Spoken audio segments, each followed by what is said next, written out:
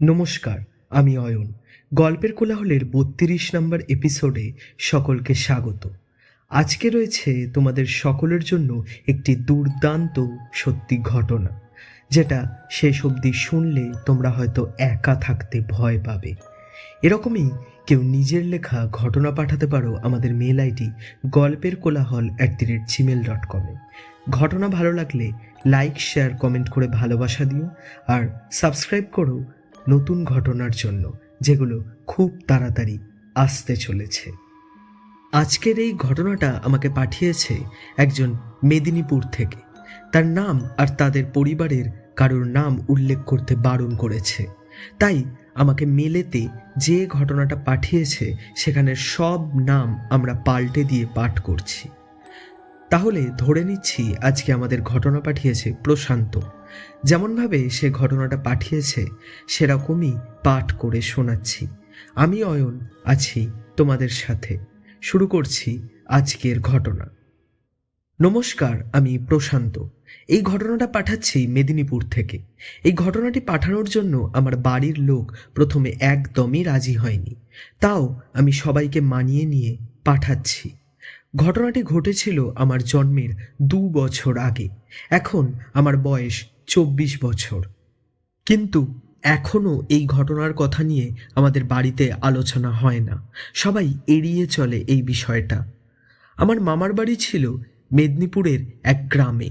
আমার দাদুর বাবারা ছিল জমিদার মানুষ, তাই আমার দাদুর বাড়িটাকেও বলা যায় ছোটোখাটো একটা জমিদার বাড়ি।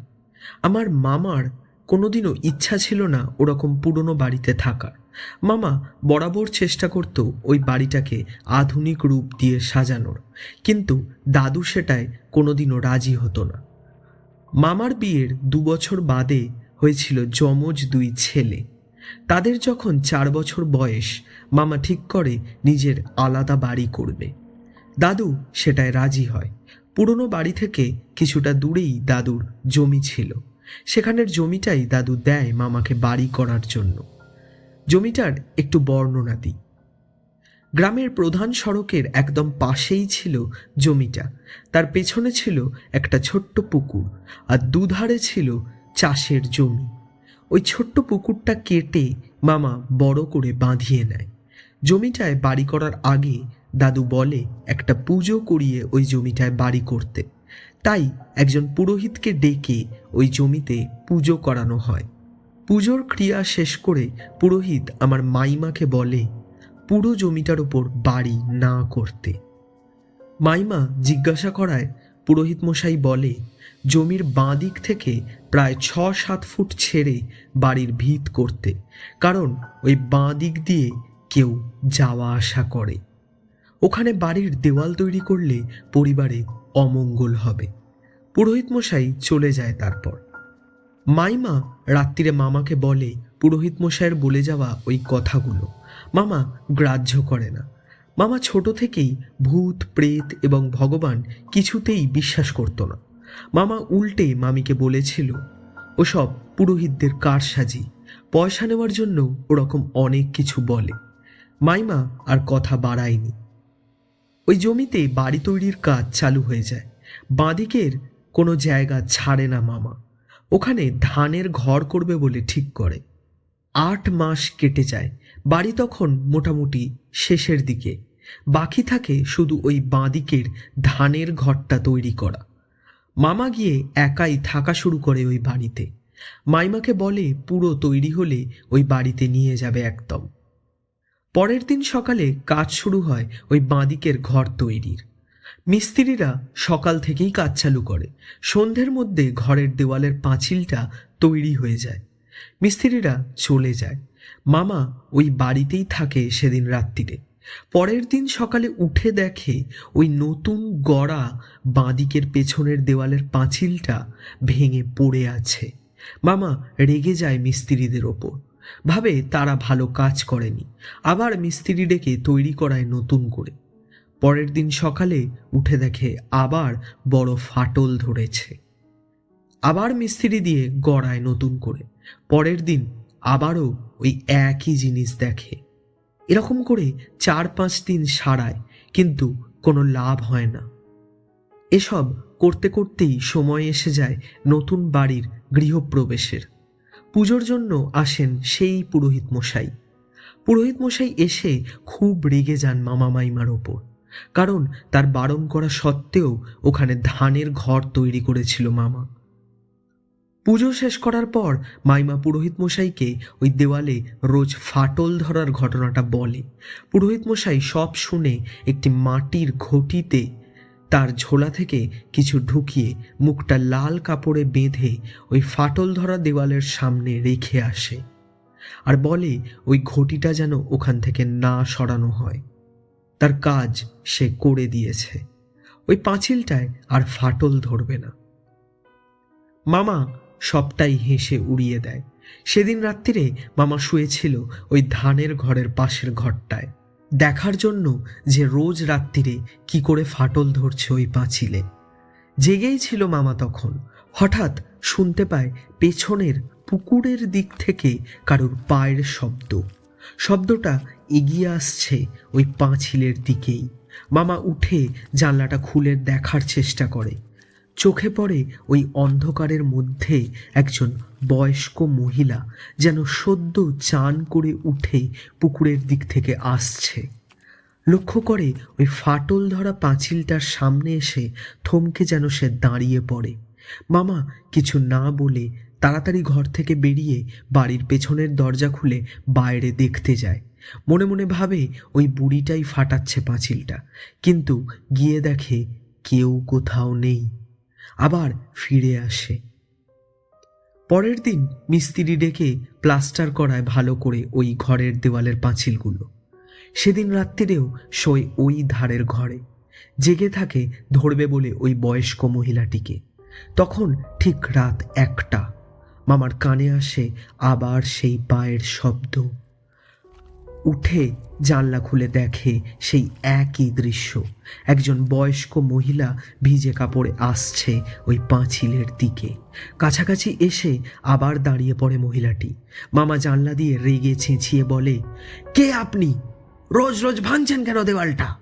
মহিলাটি জানলার দিকে তাকায়, কিন্তু মামা তার মুখ দেখতে পায় না ঠিক করে। আবার পেছনের দরজা দিয়ে বেরিয়ে গিয়ে দেখতে যায় সেখানে, কিন্তু কাউকে দেখতে পায় না মামা। পরের দিন মাইমা আর 2 ছেলেকে নিয়ে চলে আসে মামা ওই বাড়িতে। কিন্তু ওই রাতের পর থেকে মামার জীবনে যেন কোনো অভিশাপ ভর করে। মামা একটা বড় ভালো ব্যবসার কাজের সূত্রে কলকাতা যায়। ওই বাড়িতে থাকে মাইমা 2 ছেলেকে নিয়ে। 2 ছেলে যমজ হলেও জন্মানোর সময় ব্যবধান ছিল 10 মিনিটের। তাই বড় ছেলে ছিল বিশ্বজিৎ আর ছোট ছিল অভিজিৎ। বিশ্বজিৎ আর অভিজিৎ দুজনেই সেদিন ঘরে ছিল। গ্রীষ্মকালের ছুটি চলছিল স্কুলে। মাইমা নিচের রান্নাঘরে রান্না করছিল। অভিজিৎ নেমে এসে মাইমাকে বলে পেছনের পুকুর থেকে চান করে আসবে। মাইমাও কিছু বলে না। সেদিন গরমটাও ভালোই পড়েছিল, আর 2 ছেলেই ভালো সাঁতার কাটতে জানত। অভিজিৎ চলে যায় পেছনের দরজা দিয়ে পুকুরে। 10-15 মিনিট বাদে মাইমা রান্নাঘর থেকে খেয়াল করে অভিজিৎ ঢুকলো। মাইমা বলে গামছা দিয়ে ভালো করে হাত পা মুছে জামা প্যান্ট ছেড়ে তারপর ওপরে নিজের ঘরে যেতে, কিন্তু উল্টো দিক থেকে কোনো সাড়া আসে না। মাইমা রান্নাঘর থেকে বেরিয়ে দেখে লাল মেঝের ওপর অভিজিতের পায়ের ছাপ। ভিজে পায়ে সে উঠে গেছে উপরে। গা থেকে জল পড়তে পড়তে উঠেছে সিঁড়িতে। মাইমা রেগে ওপরে যায় অভিজিৎকে বকা দিতে, কিন্তু উপরে গিয়ে অভিজিতের ঘরে ঢুকে দেখে ঘর খালি। বিশ্বজিতের ঘর খুলে দেখে সে পড়ছে বিছানায় বসে। তাকে অভিজিতের কথা জিজ্ঞাসা করাতে সে উত্তরে বলে অভিজিৎ তো আসেনি তার ঘরে। মাইমার মনে সন্দেহ হয়। সিঁড়িতে তখনও টাটকা জলের ছাপ দেখে। নিচে নেমে পেছনের দরজা দিয়ে দৌড়ে যায় পুকুরের কাছে। সেখানে গিয়ে দেখে অভিজিতের মৃতদেহটা ভাসছে পুকুরের ঠিক মাঝখানে। কান্নায় লুটিয়ে পড়ে মাইমা। পরিবারের সবাই আর গ্রামের লোকজন মিলে অভিজিতের দেহ উদ্ধার করে। মামার কাছেও খবরটা পৌঁছয় কলকাতায়। মামা ফিরে আসে, সৎকারের কাজ সম্পূর্ণ করা হয়। মামা সেই দিনই খবর পায় মামার কলকাতার ওই ব্যবসায় অনেক দেনা হয়ে গেছে। মামা বুঝতে পারে না কি করে দুদিনের মধ্যে এত কিছু খারাপ হয়ে গেল তার জীবনে। মাইমা ওই পুরোহিত মশাইকে ডাকে। তিনি এসে খুবই রেগে যান আমার মামার ওপর। তারপর তিনি ওই পাঁচিলের সামনে ঘটিটা দেখতে যায়। গিয়ে দেখেন সেখানে কাটা ধান বোঝাই করে রাখা। মামাকে জিজ্ঞাসা করাতে মামা বলে কলকাতা যাওয়ার আগে ধান কাটাই হয়েছিল, সেগুলো ওখানে রেখে গেছিল মামা। তারপর ধানগুলো সরিয়ে দেখা যায় ওই ঘটিটা ধানের বোঝায় পড়ে গিয়ে ভেঙে গেছে। পুরোহিত মশাই সেই দেখে খুবই রেগে গিয়ে বলেন তিনি আর কিছু করতে পারবেন না এখন, কারণ এই বাড়িতে এখন অশৌচ। 13 দিন যতক্ষণ না কাটছে কিচ্ছু করা যাবে না, ওই বাড়িতে অমঙ্গল ঘনিয়ে এসেছে। এই বলে পুরোহিত মশাই চলে যান।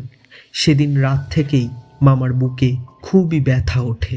মাইমা আর পরিবারের লোকজন মিলে মামাকে স্থানীয় হাসপাতালে নিয়ে যায়। হাসপাতালে কিছুই সেরকম বুঝতে পারে না, মামাকে ভর্তি করিয়ে নেয়। আমার দাদু দিদা বলে মাইমাকে পুরনো বাড়িতে এসে থাকতে বিশ্বজিৎকে নিয়ে, কিন্তু মাইমা রাজি হয় না, অসৌচ গায়ে বাড়ি ছাড়তে।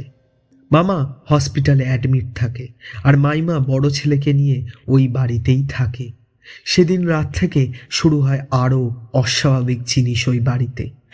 মাইমা রাতে ওপরের ঘরে বড় ছেলে বিশ্বজিৎকে নিয়ে শুয়েছিল। মাঝরাতে মাইমার ঘুম ভেঙে যায়, দেখে বিশ্বজিতের ঠিক পাশেই দাঁড়িয়ে আছে তার ছোট ছেলে অভিজিৎ। তার সারা শরীর ভেজা, যেন সদ্য পুকুর থেকে উঠে এসেছে। তাকিয়ে রয়েছে এক দৃষ্টিতে বিশ্বজিতের দিকে। মাইমা সেটা দেখে চেঁচিয়ে কেঁদে ওঠে। কান্নার আওয়াজে ঘুম ভেঙে যায় বিশ্বজিতের। মায়ের ওরকম আচরণে সেও ভয় পেয়ে যায়। মাইমা সব বলে, কিন্তু ঘরেতে দেখা যায় না কাউকেই। এরপর থেকে সকাল হোক, দুপুর হোক কি রাত্রির, মাইমা দেখতে শুরু করলো তার মৃত ছোট ছেলেকে। সে যেন কিছু বলার চেষ্টা করত, কিন্তু বলতে পারত না। মুখের ভেতরে থাকতো পুকুরের জল। মাইমা আস্তে আস্তে পাগলের মতন হয়ে যেতে লাগলো। ওদিকে মামা তখনও হাসপাতালে। ডাক্তাররা কিছুই বুঝতে পারছিল না। আমার বাবা একদিন যখন হাসপাতালে মামাকে দেখতে গেছিল, সাথে নিয়ে গেছিল কালী মায়ের পুজো দেওয়া প্রসাদ, কিন্তু হাসপাতালে তো সেটা খাওয়ানো যাবে না, তাই মাথায় ঠেকিয়ে আনে মামার। আশ্চর্যভাবে মামা পরের দিন সুস্থ হয়ে ওঠে, হাসপাতাল থেকে ছেড়ে দেয়। বাড়ি ফিরে দেখে মাইমার ওই রকম রূপ। মাইমা নাকি দেখতে পাচ্ছিল অভিজিৎকে বাড়ির সব জায়গায়। মামা অনেক চেষ্টা করে শান্ত করায় মাইমাকে। রাতে মামা একা শোয়ে ওপরে অভিজিতের ঘরে, আর মাইমা শোয়ে বড় ছেলে বিশ্বজিৎকে নিয়ে। মাঝরাতে মামার আবার ঘুম ভেঙে যায়। মামা শুনতে পায় কিছু ঠোকার আওয়াজ নিচের দেওয়ালে। তাড়াতাড়ি মামা ছুটে নিচে যায়, শোনে আওয়াজটা আসছে ঘরের পেছনের ওই ধানের ঘরের দেওয়াল থেকে। মামা পেছনের দরজা দিয়ে বেরিয়ে যায়, কিন্তু যা দেখে তাতে মামার মতো শক্ত মানুষেরও সারা গা ঠান্ডা হয়ে যায়। দেখে মাইমা ওই পেছনের দেওয়ালের কাছে দাঁড়িয়ে জোরে জোরে মাথা ঠুকছে, আর মাথাটা ফেটে রক্ত বেরোচ্ছে। মামা কোনো রকমে সামলে ঘরে নিয়ে যায় মাইমাকে। মাইমা মুখে শুধু একটাই কথা বলে মামাকে, ওই দেওয়ালটা ভেঙে দাও, না হলে আমাদের আর এক ছেলেকেও বাঁচানো যাবে না। মামা তখনও নিজের জেদ ধরে বসেছিল। আমার দাদু দিদা বাবা মা সবাই অনেক করে বলে ওই ধানের ঘরের দেওয়ালটা ভেঙে দিতে, কিন্তু সে শোনে না। এরকমভাবেই কেটে যায় বেশ কিছুদিন। ছোট ছেলে অভিজিতের শ্রাদ্ধর দিন এসে পৌঁছয়। আমার দাদু ডাকতে যায় সেই পুরোহিত মশাইকে, কিন্তু তার বাড়ি গিয়ে দেখে পুরোহিত মশাইয়ের বউ সাদা কাপড় পরে আছে। দাদু জানতে পারে ওই পুরোহিত মশাই সেদিনকে ওই ঘটি উল্টে যাওয়াটা দেখে বাড়ি আসার পর থেকেই খুব চুপচাপ ছিল। রাত পেরিয়ে যখন সকালে তার বউ ডাকতে যায়, পুরোহিত মশাইকে পায় মৃত অবস্থায় তার খাটের ওপর। দাদু আর আমার বাবা মিলে অন্য পুরোহিত নিয়ে আসে। তারপর শ্রাদ্ধের ক্রিয়া সম্পূর্ণ হয়। তার পরের দিন ছিল মাছ খাওয়ার ক্রিয়া, তাই মামা পেছনের পুকুর থেকে বেশ অনেক মাছ তুলে এনে রেখেছিল ওই ধানের ঘরটায়। মধ্যরাতে আবার মামার ঘুম ভেঙে যায়। কানে আসে মাইমার গলার আওয়াজ, ফিসফিস করে কাউকে যেন কিছু বলছে। মামা নিচে নেমে দেখে ওই ধানের ঘরে যেখানে মাছ রাখা ছিল সেখানে মাইমা দাঁড়িয়ে বলছে, তোরই তো মাছ, সব খেয়ে নে সব। মামা দেখে ওই মাছগুলো খাচ্ছে বসে বসে একটা বাচ্চা ছেলে। আলোটা জ্বালাতেই মামা দুপা পেছনে সরে যায়।